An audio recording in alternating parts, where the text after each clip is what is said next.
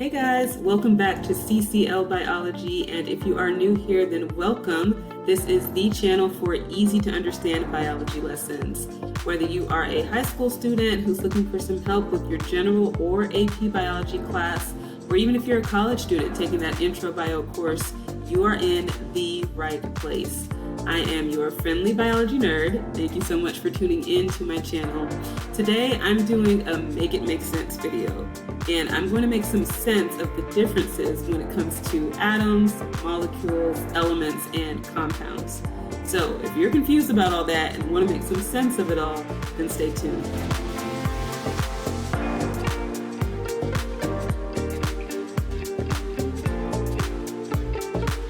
While you're here, please hit the like button below if you find this video to be helpful. And if you want more easy to understand biology lessons, then be sure to subscribe to my channel and click the bell to be notified about new videos that go up every week. Again, in this Make It Make Sense video, I'm going to make some sense of the differences when it comes to atoms, elements, molecules, and compounds. Now, these four terms come up all the time in biology, and they're easy to dismiss because they deal mostly with that micro, almost abstract part of biology. But it's also really easy to get them all mixed up. And sometimes it helps just to break it all down to understand what these terms really mean and how they're different from each other. So that's what I'm going to do for you here. I do go into depth about each of these four terms in other videos, and you can find those videos in my Chemistry Basics playlist. Here, I'm going to focus on how they're similar, how they relate to each other, and how they differ from each other. So let's start with atoms and molecules. How are they similar and how do they relate to each other? Well, as far as similarities, both atoms and molecules are discrete units of matter. That means they're units of matter that can be counted. So if I were to ask, what do the words atoms and molecules apply to when we're talking about matter? The answer would be quantity. They deal with how much of a unit of matter we're looking at. So for instance, we can count one individual atom of, let's say, helium, or an individual molecule of, say, H2O, like you see pictured here. So atoms and molecules can both exist in a neutral state, which means they have no charge, or they can be charged units of matter, in which case they would be called ions. Like, for example, the chloride ion, that's an atom with a charge, or the ammonium ion, that's a molecule with a charge. So how do they relate to each other? Well, individual atoms come together by forming chemical bonds to make molecules. And of course, conversely, molecules can be broken down by chemical reactions into the individual atoms that make them up. So now let's talk about the difference between atoms and molecules. Remember, they're answering the question of quantity. How much are we looking at? So with that in mind, an atom is one single individual unit of matter, whereas the molecule is more than one unit, that is, more than one atom. So one atom by itself cannot be a molecule, and a molecule cannot be called an atom.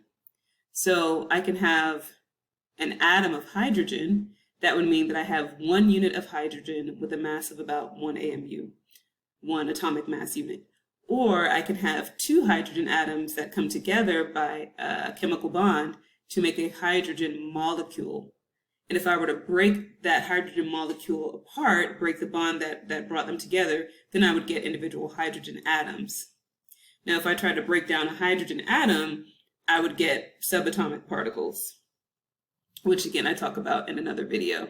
So just to kind of recap, atoms are a single unit of matter, whereas molecules are, I guess, plural in the sense that you have to have two or more atoms that are bonded together. And so atoms come together to make molecules, and molecules are broken down into atoms. Now I'm going to use some fruit to illustrate this. So let's say I've got this peach here, and let's say this represents one peach atom. Now again, this is for illustration purposes only. A real peach atom is way smaller than this. But let's just say that this is representing one basic peach atom. This is the most basic unit of peach that we can get. If we tried to break this down, we wouldn't have a peach anymore. So if this peach atom bonds with another peach atom, okay, so that's my pretend bond there, I now have a peach molecule. So here's a peach atom, Here's a peach molecule. All right, let's use another fruit. So same with this banana. So let's say this is a banana atom. Now, if I join it with another banana atom, now I have a banana molecule. Okay? Now, what if I use a chemical bond to join a peach and a banana together? What definition does this fit? Does this fit an atom or a molecule? Well, they're two atoms, the peach atom and the banana atom. They're two atoms joined together by my imaginary chemical bond. So this is a molecule. We can call it the peach banana, banana peach, or peach nana, whatever molecule. The point is that molecules can consist of the same type of atom, like this, or they can consist of different types of atoms, like this. Well, now let's look at elements and compounds. Now, whereas atoms and molecules were answering the question of quantity, how much matter are we looking at, I would say that elements and compounds answer the question, what kind of matter are we looking at? But first, let's look at how they're similar. Well, just like atoms and molecules, elements and compounds apply to units of matter. And that's about it for similarities. Now, how do they relate to each other? One element can join with a different kind of element to make a compound. Conversely, compounds can be broken down into their constituent elements, the elements that make them up. Now, how they're different from each other is perhaps most important. Let's go back to that question that I asked earlier. What kind of matter are we looking at? If it's a pure kind, that is, if it's matter that consists of only one kind of atom, then that's an element. Elements are pure substances. If it's a heterogeneous kind of matter, and what that means is matter that's made of different kinds of elements that are all bonded together, then that's a compound.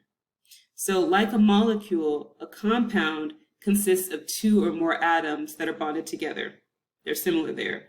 But the difference is that a molecule can have two or more of the same kind of atom or different kinds of atoms. Compounds are a little more strict. A compound has to have at least two different kinds of atoms.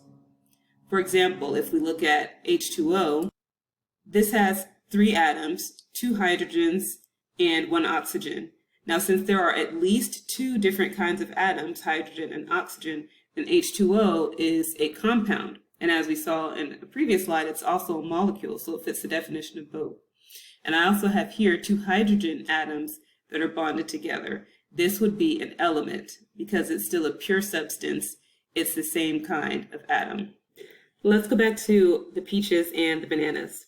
So again, here I have a single peach. This represents an element of peach. Now, if this peach bonds with another peach, I still have an element of peach. Now, make sure you grasp this. An element does not have to be a single unit. That's an atom. An element can have any number of atoms as long as those atoms are all of the same kind. So whether I have 1, 2, 20, or 20,000 peaches that are bonded together, I'll still have an element of peach. Now, if I bond this peach to a banana, now I have a compound. I have two different kinds of atoms that are bonded together. So let's use our fruits to make sense of all four of the terms that we've been talking about: atoms, molecules, elements, and compounds. So, one banana. Is this an atom? Yes. This is representing an individual basic unit of matter, which is what an atom is. Is this representing an element? Yes, because it's a pure unit of matter. It's not mixed or joined with anything else. Is this a molecule? No. A molecule has to have at least two atoms that are bonded together. Is this a compound? No. A compound also has to have at least two atoms that are bonded together. All right, now let's imaginarily bond. Is that a word? Let's bond two bananas together. Does this represent an atom? No, because it's not singular. An atom is a single unit of matter. Is this a molecule? Yes, these are two atoms that are bonded together. Is this an element? Yes, because it's the same kind of matter. They're both bananas, pure substance. Is this a compound? No, a compound has to have at least 2 different kinds of atoms. Alrighty, now let's do the peach banana. Peach banana peach, whatever you want to call it. Is this an atom? No, it's not singular. Is it a molecule? Yes, we have 2 atoms that are bonded together. Is this an element? No, it's not an element because it's not a pure substance. Is this a compound? Yes, it's 2 different kinds of atoms bonded together. So if you're following, you may be realizing something. Atoms and molecules are mutually exclusive. What that means is that it can either be one or the other, but not both. Same with elements and compounds. They're also mutually exclusive. You can have one or the other, but not both. So, can matter exist as both an atom and an element? In other words, can we have something be an atom and an element at the same time? Yes. This will represent an atom and an element. Can we have a molecule and a compound at the same time? Yep. That's what this represents here. Can we have an atom and a molecule? No. The same way we can't have something be both singular and plural at the same time. It has to be one or the other. What about an element and a compound? Can we have that at the same time? No, we can't. Just like we can't have something be both homogeneous and heterogeneous or pure and hybrid at the same time. Well, that is it for this Make It Make Sense video. I hope it was helpful for you. If so, then let me know with a thumbs up in the comment section below. If you have any questions, definitely type those questions in the comments below and I will do my best to provide you with an answer. Thank you so much again for tuning into CCL Biology, that is Christ-Centered Life Biology. Thanks, God bless, and bye-bye.